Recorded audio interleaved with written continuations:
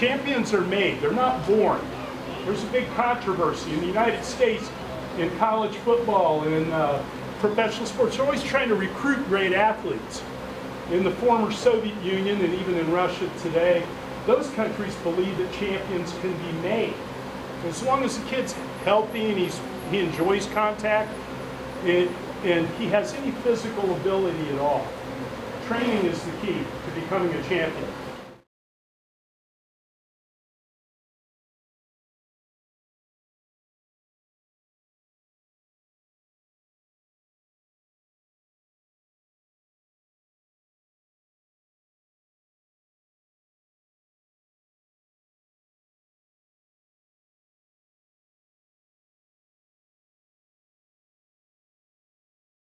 This was from a Russian hockey coach. Hockey in the Soviet Union, before it was famous, was a game played with a stick and a ball called bandy. And the sports authorities wanted someone to come forward and start a hockey team so they could play in the Olympics. And they recruited a man, Anatoly Tarasov, with the Red Army, the CCSK team.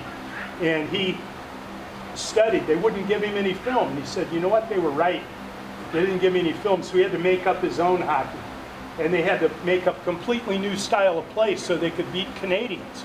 These Russian hockey players ended up defeating the NHL All-Stars. They beat the Canadians, amateurs supposedly, beat the NHL All-Stars, they beat Canada, you know, the world champions, Stanley Cup winners, everything else. Very smart man.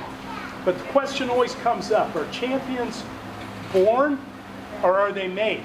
Are they just born great? Well, I mean, certainly a kid has to be healthy, a young person has to be healthy, and they have to enjoy the physical contact and the tussle. If they don't enjoy it, they're not going to stay with it anyway. But given reasonable health and reasonable physical ability, I think that he believes that champions can be made. Anatoly Tarasov said, gift is a good thing. Another coach was talking to him. This is how the conversation came about. A coach said, well, if I get a player with all the great attributes and all the natural ability, I can turn him into a great player. And Tarasov was nice enough not to rebuke the guy publicly. But he said, well, I thought to myself, gift is a good thing. But then what are we coaches for? No, we shouldn't wait for a miracle to happen. But instead, we must always think about instilling these qualities in hockey players. We must invent different exercises, including complicated ones, to develop the qualities a player needs. And I go by that in judo. I took his words and took it to heart, and I try to think about, you know, where people are getting stuck in randori or in contests, what troubles they're having. We didn't even talk about situation drills. There's so much to cover.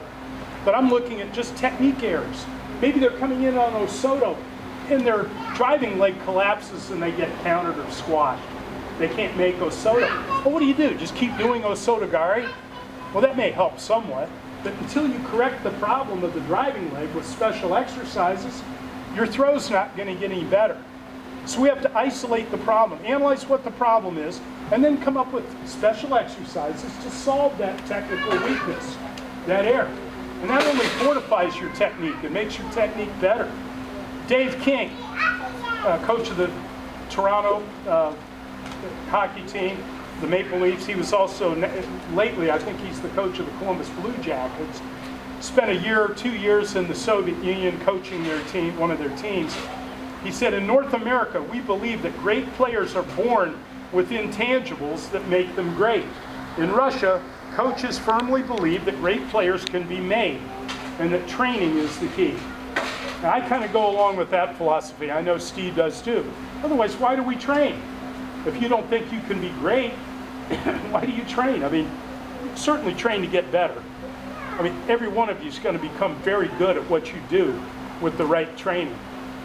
You know, you put in your 10,000 hours, everybody's going to be really, really good, far above normal. You'll never be like other people walking the earth, mere mortals. You'll be amongst the privileged few, all right? I know you think the same way, so. I get long-winded, I get excited about this stuff, and I'm going to shut up now because we're 7 minutes over our time. I want you to enjoy the rest of your weekend. thanks for taking your weekend to come here and see my stuff. And I hope you get something out of it. I hope it helps you reach your goals in Judo, Jiu-Jitsu, Sambo, whatever it happens to be. So, thank you very much. Appreciate it. Goodbye.